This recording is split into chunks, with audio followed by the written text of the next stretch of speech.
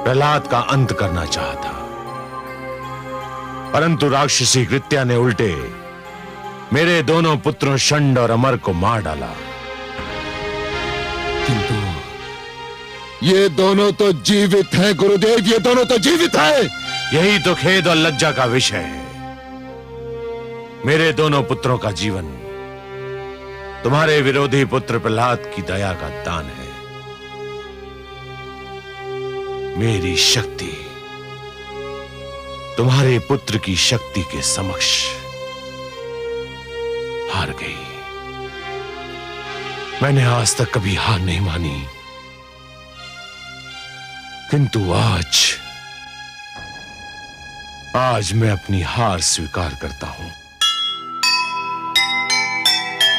जिसके पुत्रों को मिली प्राणों की हो भीख, वह कैसा गुरु जो न ले अनुभव से कुछ सीख।